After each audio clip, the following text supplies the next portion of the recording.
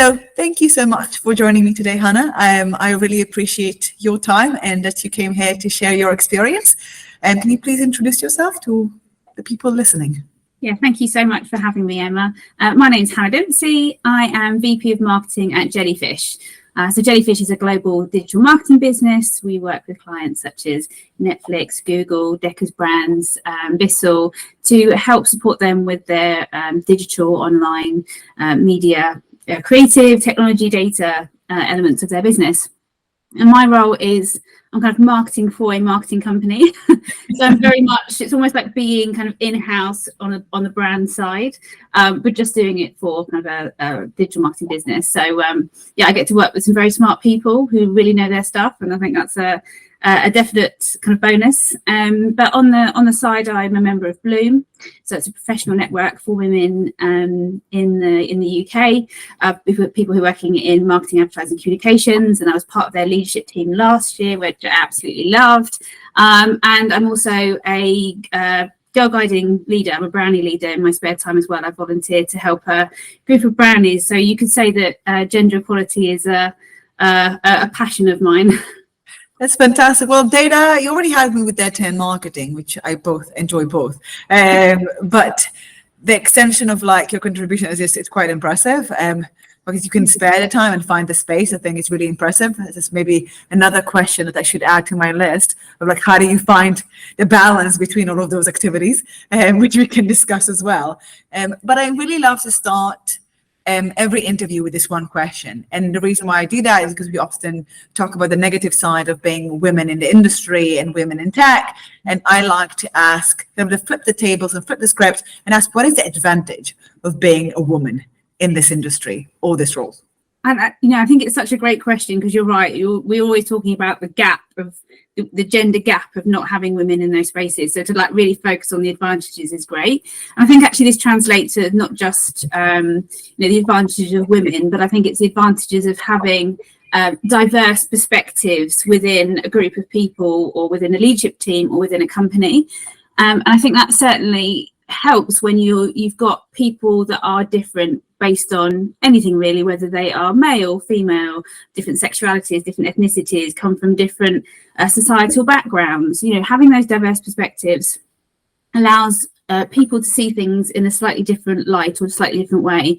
And that's one of the things I absolutely love about being a woman, and I see it as an advantage, is being in those spaces and being able to give my perspective as a woman, as being heterosexual, being from a middle class background, being from because the perspective that I will have will be different for somebody who maybe came from a different country or speaks a different language or is of a different sexuality or just has a different also people who are neurodivergent as well. We need to have those mix of people within a group of people to bring those really kind of diverse perspectives, but also role modeling.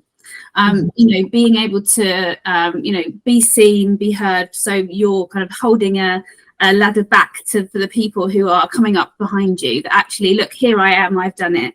And it's been fantastic for me to have some amazing role models. And I want to make sure that I'm a role model for, not just women, but also other people that are coming up behind me. And I think they're the true advantages of being a woman in this space. And that's the same for people that are coming in who may be from other underrepresented communities. That's actually quite lovely, and I think that I talk a lot during the almost year I've been doing the podcast. I think I've heard that need for representation, to need to see someone that's already made it, and how powerful that is, and in terms of helping someone else believe that they can do it too, and having someone there that looks like them, for them to feel if they can do it, I can do it. I think it's such a powerful thing. It's probably one of the most powerful things I've heard from people and what made them believe in something. Obviously, someone has to be first, because that's the nature. Yeah, that's the nature of reality. However, I think that by having those and making those steps and being brave sometimes to go to environments that you might not be super comfortable in, and you're doing such a service to facilitate it for other people as well, and that's just beautiful. And I think that's actually helped me with my journey. So back in 2020, I went on an I Am Remarkable training, which is a Google, powered training, which allows women in underrepresented communities. Actually, it's for anybody now can attend the training around self-promotion. Mm-hmm. Then went on to become a facilitator and run those sessions. But the biggest thing for me was that actually by me self-promoting and me talking about my achievements, wasn't just helping me, it was helping other people. Now I'm the eldest daughter, which if anybody who's an eldest daughter is listening, the responsibilities of being the eldest daughter. And I always do things for other people. I'm very nurturing, very caring. And it was like a switch flipped in my mind that actually this isn't just about me. Me self-promoting, me talking about myself is opening up the doors for everybody else. And that just it's made it so much easier for me and my personality, and realizing the power that I can have to do that. I can really relate. One, I'm also the eldest, so I guess I can really relate. No, yeah. I know. Second, I also have anxiety, and I speak about it publicly, and I have a service dog, and I often go on stage with my service dog for that purpose as well. Just being open about it and sharing the experience to kind of like help, but also like just being present and being there with the dog and showing you can do your job. And that's besides being a woman and also like being that as well. And you can be on stage with your service dog and it's all okay. They're cute. All of that kind of combined, I think that was obviously when I have this argument, and I'm an argumentative person, but not necessarily in a personal space. I don't like to argue if I'm going to the supermarket, but I had to force myself in a way to do that in order to pave the way for the people that I know will have a harder time voicing their objection, and I don't want them to face the same problems that I have faced. I think that's quite similar in the mentality in terms of like the moment you think about it from like, I'm not just doing it for myself, it's much easier to allow yourself to speak up. I guess that's yeah. And maybe that's also connected to my next question, because my next question is, in your view, what are the strategies female leader and women leader in leadership positions can help in order to empower others at work? And I think that that is kind of connected to that of like speaking up and being present in order to speak up for other people as well. But I'm curious to what else you, for example, have in mind, and any approaches or that were particularly effective for you from your experience. So when I look back over myself and I think about myself 10 years ago, and I think about all the things that I wish I had done that would have really kind of helped my career, and that I always talk to my mentees and people that I work with now, is the importance of networks and the importance of allies and the importance of mentorship. I didn't have a mentor. I'd never had a mentor. I think my first mentor, I was maybe kind of 5-6 years ago. I wasn't a member of any networks. I wasn't pushing myself to have those allies and have those connections in senior positions. So there were senior women in my company, and the senior women, they were very knowledgeable, very intelligent. You could learn from them, but I wouldn't necessarily say that a lot of them were holding kind of the ladder down, so to speak. And I think that, as the company got bigger, more senior women joined, and, I was able to find those allies and those connections. But I think the pivotal point for me was I went through a really difficult professional instance, kind of where I wasn't seeing eye to eye with my line manager. And it was very difficult. I really struggled, and I didn't have that network of people. I didn't have those allies that I could go to. I didn't think I had those allies that I could go to help. Mm-hmm.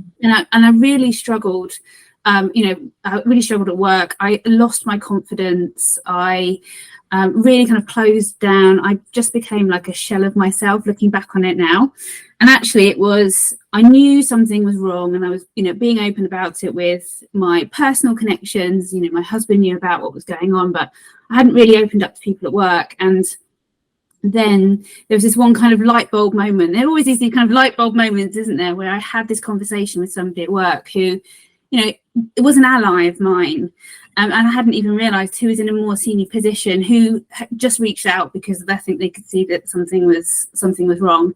And I was kind of able to not necessarily open up to them, but I started to feel like that I was being understood. And then came the second conversation with somebody else who was an ally. And I just kind of realized that I've just got to get out of this situation. And luckily for me, I was able to get out of that situation, and I was able to move roles within the company, which actually was the best thing for my career. And looking back on that situation, and something that is now within the company that I work in, is we have employee resource groups. We didn't have that before. I have, a wonderful set of allies and cheerleaders.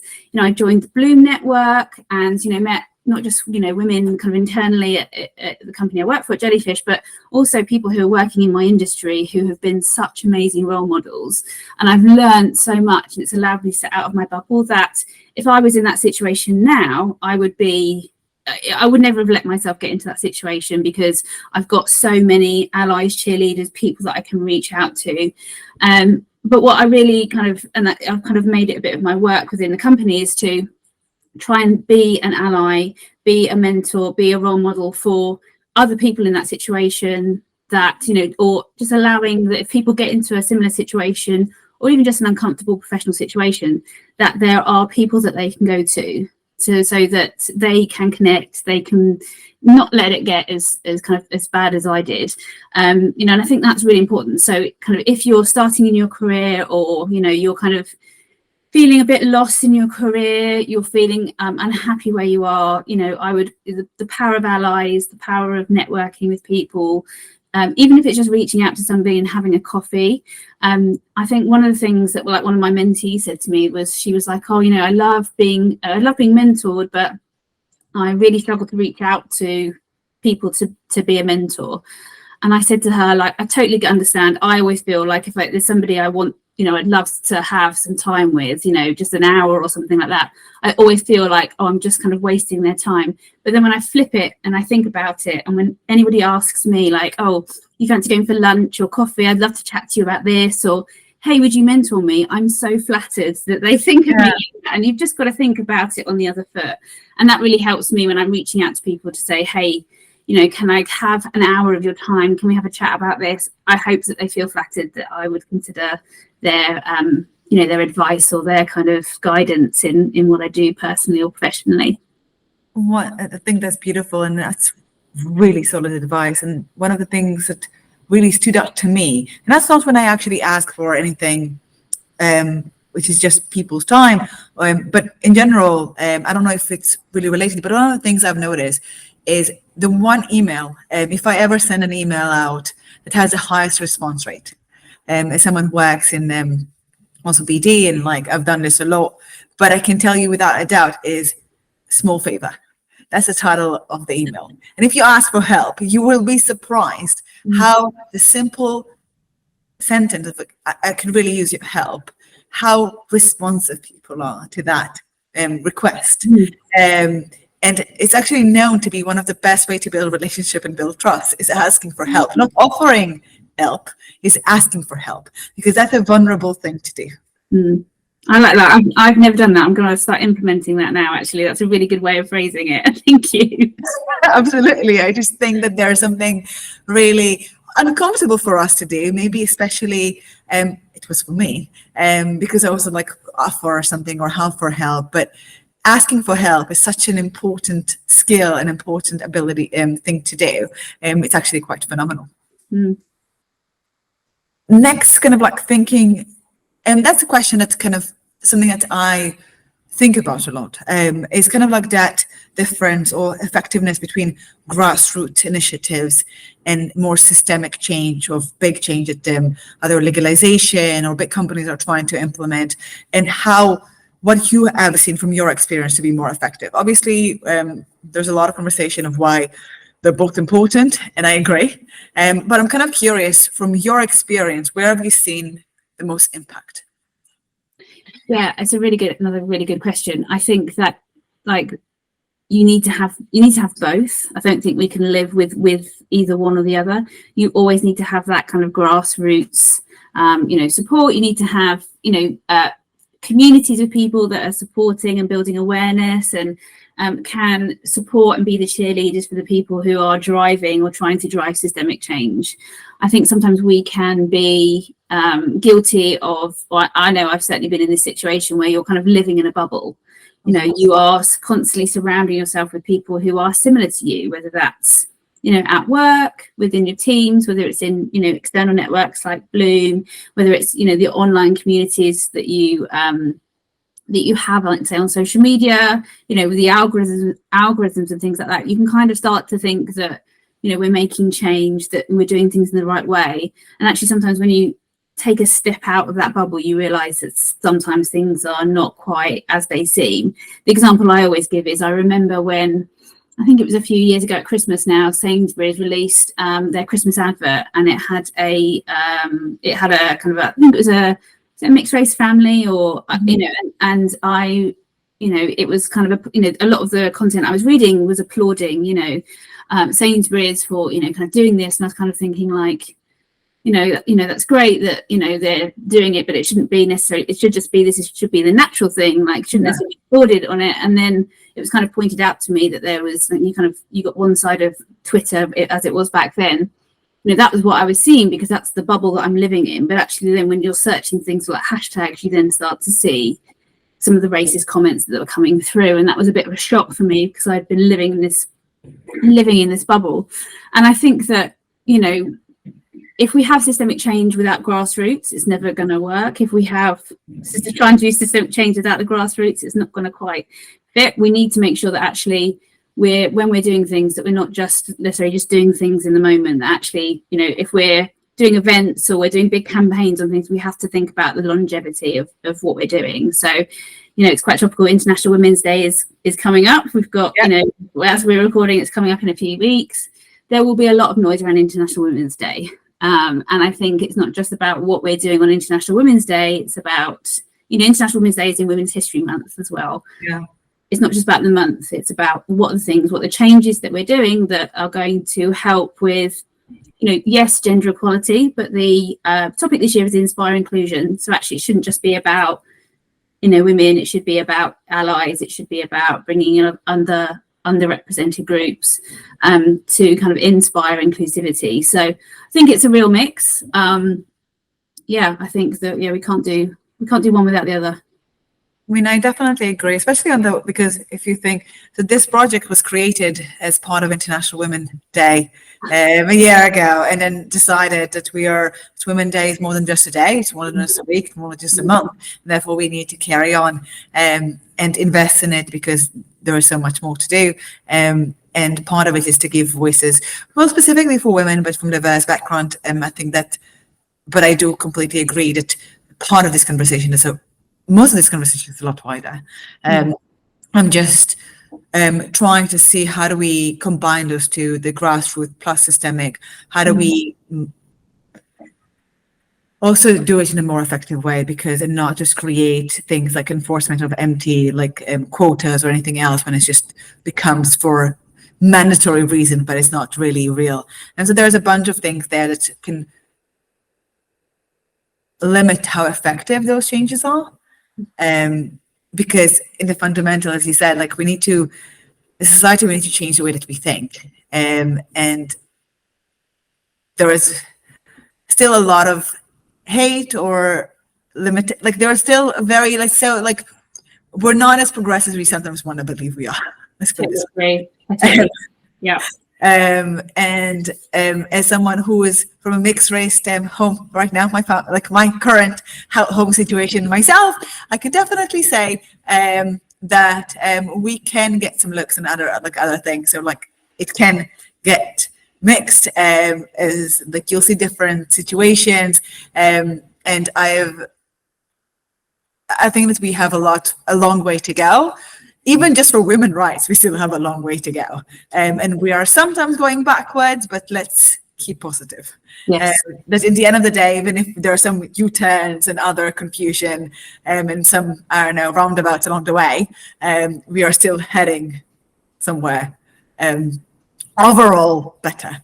Yeah, I think there was that stat, wasn't there, about the gender pay gap, that they've managed to reduce the amount of time that they think it will, so that we can close the gender pay gap from, I can't remember if it was like 60 years down to 20 years or something like that. And obviously that's absolutely amazing, but it got me thinking, like, oh, you know, that means that the gender pay gap might, you know, I will just be hopefully finishing work by the time we get to the point where the gender pay gap is closed.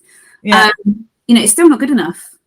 It's just not good enough that we're still in this situation, and what we need to be doing to try and just do that. So I totally agree with your statement that we kind of being in that bubble, you think we're progressive, but actually there are a lot of people that are still not catching up with everyone else. It's a big world, and you see different opinions in different places. So hopefully we're getting better. It's just a bit of a not so straight way, I think. Yes. But yes, it is. It's still, I want to see okay, we're getting better. It's just sometimes with hurdles. Yes. And I think that's my next question has been mostly, I think it's where I found it really curious of how different perspectives, and I think you touched upon it on your earlier answer, how different perspectives influence positive decisions. So what is the power? Where did you see an example? Where did you see that your perspective as a woman, or all of your combined experience uniquely to you, had a positive influence on a leadership decision? Yeah, I think that, I'm not necessarily saying that this is a female trait, because I know men who have this trait, I know women who don't have this trait, but I think that, personally, I'm quite an empathetic person, and I think that, having been in the difficult work situation I talked about before, but also with other experiences in I've been in kind of working full time now for 20 odd years, and I think that it's about trying to get the best out of people, right? And it's realizing that sometimes people are bringing their A game to work, and they are completely focused, and they're absolutely on a roll.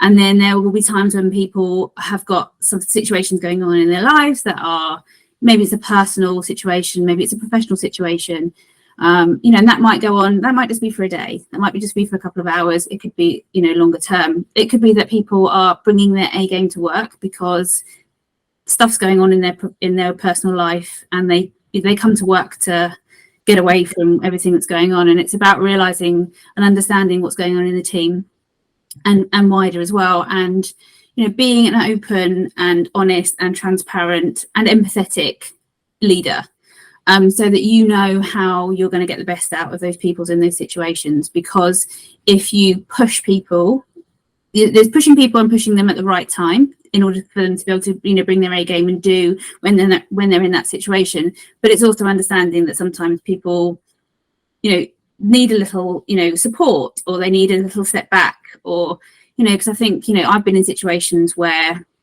I've either experienced it myself, or I've seen other people who've been pushed emotionally, mentally, physically, and they can't give any more. And it's just, a lot of it's come from kind of bad leadership, or not having the support framework at work. And I think it's just about understanding that we all kind of have this roller coaster going on, and just knowing how to get onto that kind of that even keel. I think that is something that I bring. It's probably more, I would say, yes, a female trait of understanding, having that emotional intelligence, having that empathy to get to the right situation. That being said, I've had some absolutely wonderful male line managers, leadership examples of people who I also think have that.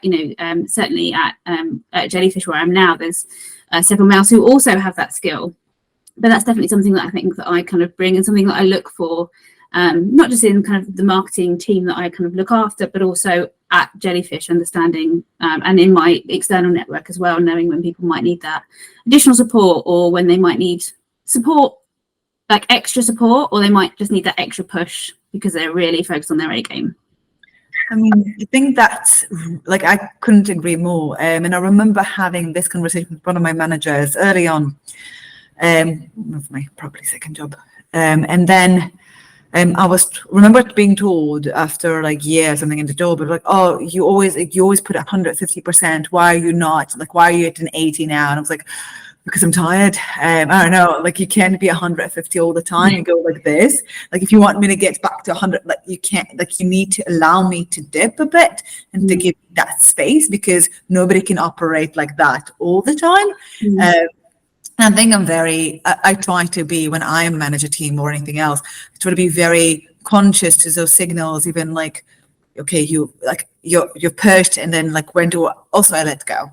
And you can have all kind of situation, at least being, I think, really important to people can feel like they can talk about their personal life and bring that, because we're human. So another example, one of my, an employee of mine back a while ago, their partner got cancer.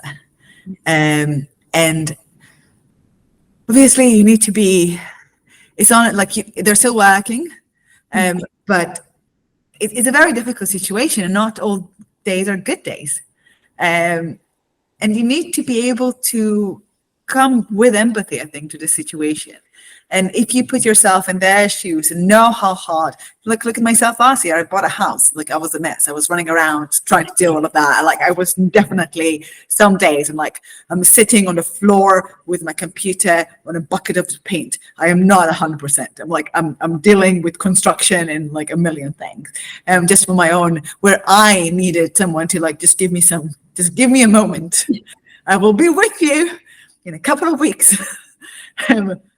And until then, I needed to give me some space to get this together, because I just don't have that much of me to give. I'm limited.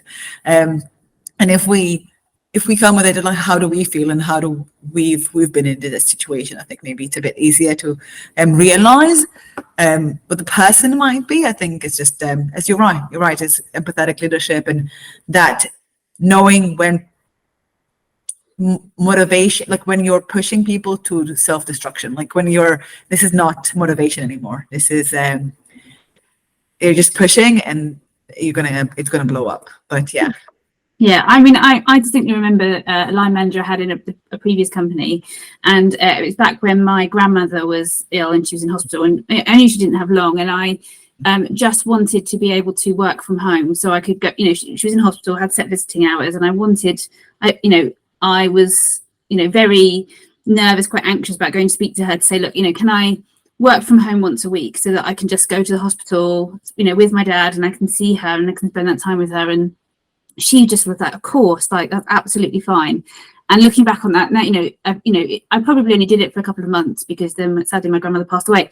But having that extra time with my grandmother was just, and it made me want to do, not necessarily work harder, but like I just had so much, I was so appreciative of my line manager for allowing me to do that. And it made me, I do think it made me a better employee. I wanted to work harder for her, right? I wanted to make her look good because of it. And I just really appreciate that time. And I kind of hope that, that's something that I want to do for, my team if they were in a similar situation. And I think just something as small like that can make just a big change in somebody's emotional well-being. Not having that time, and if I'd had that time refused, would have stuck with me just as much, probably maybe even more.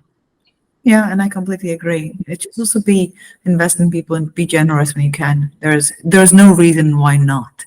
And you're not giving like that feeling like, oh, I'm being too lenient. There's no reason why not. Be generous, be kind. I don't think that's ever something that makes you weak. Yes. I completely agree. And moving to my final question, one tip. And if you had to choose one tip that for women that look to enhance their professional development, what would that be? Yeah, I think it's going back to what I said about kind of networks and having allies and cheerleaders within the business. I think if you can, you don't necessarily have to, go to these networking events. I do appreciate, I'm not a massive fan of networking. I'm an introvert. I do find it uncomfortable, but I look for other ways to meet new people, whether that's, in Jellyfish, whether it's, extend by joining external networks from Bloom and have it happen organically and getting involved, being part of the events team, leadership teams and things like that. But I think just having those allies you can go to, and I think that it's having, senior people that you can go to and ask for support, even just having people, your peers, people that you can go to who will, have your back, and they will help you celebrate your wins, but you'll also celebrate their wins as well. I think it's just so powerful, and it's just really helped me in my career. I wish I'd done it sooner. I wish I'd been doing it 10 years ago. I wish I'd been doing it 20 years ago when I first started. It's been absolutely remarkable. The last kind of 5 years I've really focused on it. It's truly elevated my career. So that's my one-on-one tip. That's amazing and a great way to finish this session. Thank you so much again, Hannah, for joining me today, for joining us. And I can't wait for this to go live with anyone else to share your experience. Yeah, thank you so much for having me. I've really enjoyed it.